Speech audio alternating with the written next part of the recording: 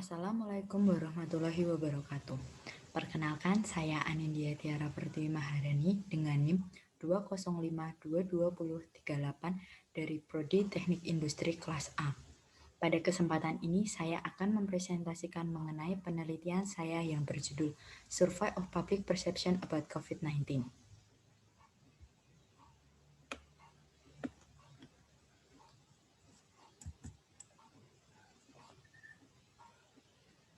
Latar belakang penelitian ini adalah COVID-19 adalah penyakit yang disebabkan oleh virus corona serta dapat menyebabkan gangguan dalam sistem pernafasan, mulai dari gejala yang ringan seperti flu, sehingga infeksi paru-paru seperti pneumonia.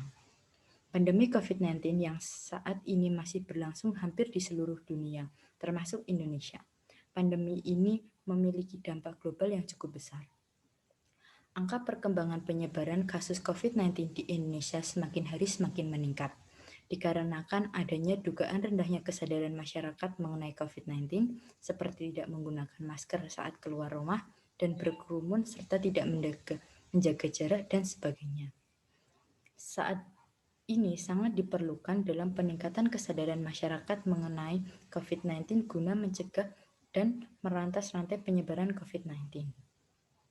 Oleh karena itu, paparan di atas mendorong saya untuk melakukan penelitian mengenai pengetahuan, sikap, dan tindakan masyarakat mengenai COVID-19.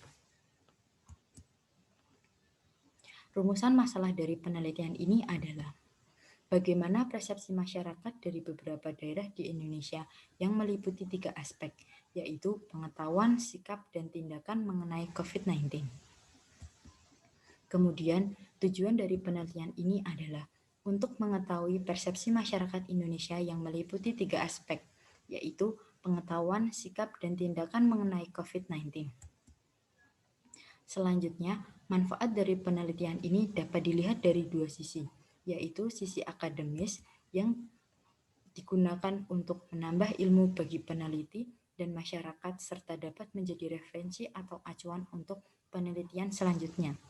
Sedangkan dari sisi praktis, menambah bacaan, meningkatkan kesadaran masyarakat, serta memperluas wawasan tentang wabah COVID-19 berdasarkan teori yang telah diuji kebenarannya. Tinjauan pustaka dari penelitian ini dapat dibagi 2, yaitu dari kajian induktif dan kajian deduktif. Kajian induktif berasal dari penelitian yang dilakukan sebelumnya oleh Niputu Emi Darmayanti, Imade Aring Dharma Putra Nugraha, Gede Adi Wiswana, Niputu Dian Agustina, Niputu Arsita Diantari pada tahun 2020 dalam jurnal yang berjudul Gambaran Pengetahuan Masyarakat tentang COVID-19 dan Perilaku Masyarakat di Masa Pandemi. Penelitian ini membahas mengenai pengetahuan masyarakat, karakteristik, dan perilaku masyarakat mengenai pandemi COVID-19. Pada kajian deduktif, yaitu pertama, COVID-19 adalah penyakit gangguan pernafasan yang disebabkan oleh virus corona dan menyerang manusia dan hewan, serta penyakit ini menular dan pertama kali ditemukan di Wuhan, Cina pada Desember tahun 2019. Kemudian, persepsi. Persepsi adalah tanggapan individu melalui proses penginderaan terhadap suatu objek. Ada 3 aspek persepsi. Yang pertama, pengetahuan. Pengetahuan adalah suatu informasi yang sudah dipadu dengan pemahaman serta potensi untuk memutus dan selanjutnya tertekam pada pikiran seseorang.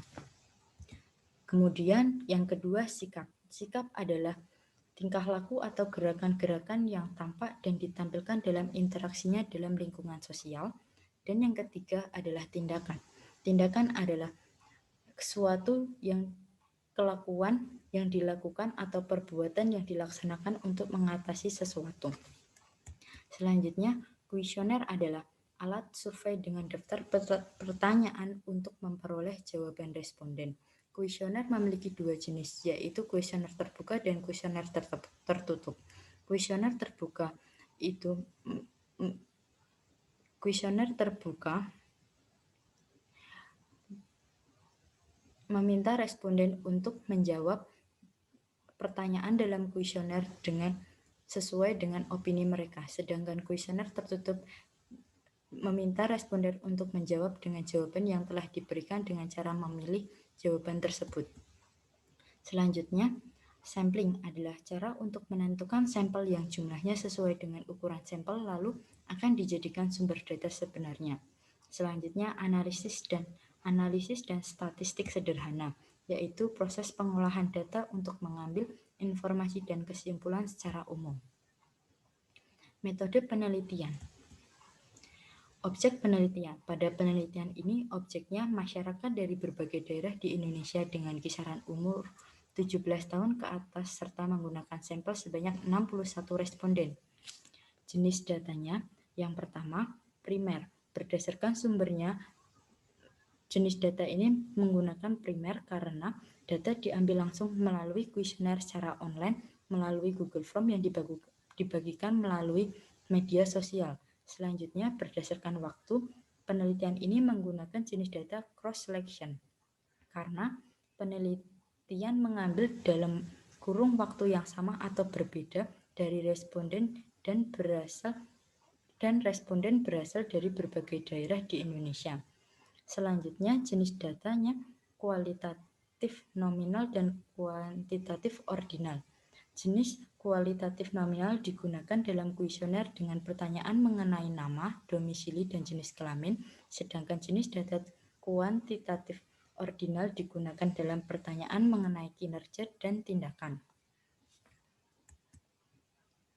Tahap penelitian. Yang pertama, identifikasi masalah adalah dilakukan untuk menentukan masalah apa yang akan diteliti pada penelitian ini. Pada penelitian ini, penulis menganalisis masalah tentang persepsi masyarakat Indonesia yang meliputi 3 aspek pengetahuan, sikap, dan tindakan mengenai COVID. Yang kedua, merumuskan masalah, yaitu lanjutan dari identifikasi masalah. Yang ketiga adalah tinjauan pustaka, yaitu penelitian dilakukan untuk mendapatkan dasar-dasar ilmu pengetahuan yang mendasari penelitian ini. Yang keempat, desain kuesioner. Desain kuesioner dengan cara mengumpulkan pertanyaan, setelah itu memasukkan kuesioner dalam Google Form. Yang kelima, pengumpulan data, yaitu pengolahan data pada penelitian ini dilakukan dengan perekapan respon kuesioner di Google Form serta dengan pengolahan data statistik sederhana. Yang keenam, pengolahan data.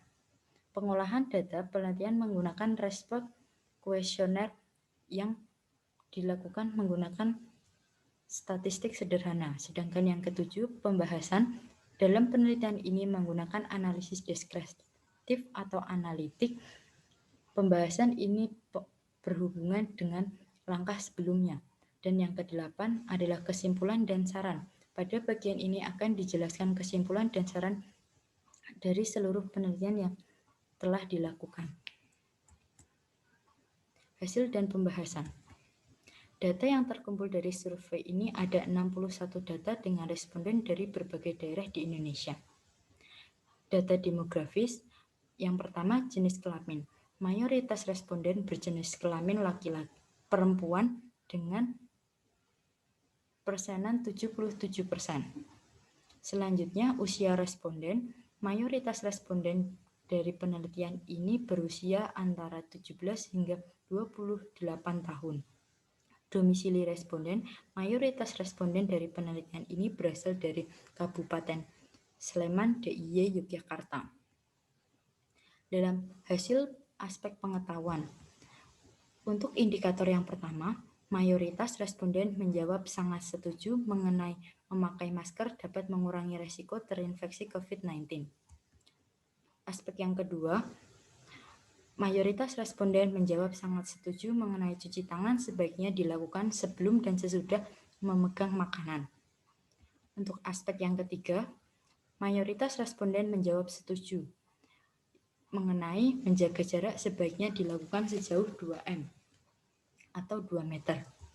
Untuk yang keempat, mayoritas responden menjawab sangat setuju mengenai mandi dan mengganti pakaian setelah berpergian mengurangi risiko tertularnya COVID-19. Untuk yang kelima, mayoritas responden menjawab sangat setuju mengenai meningkatkan imunitas penting untuk mencegah penularan COVID-19.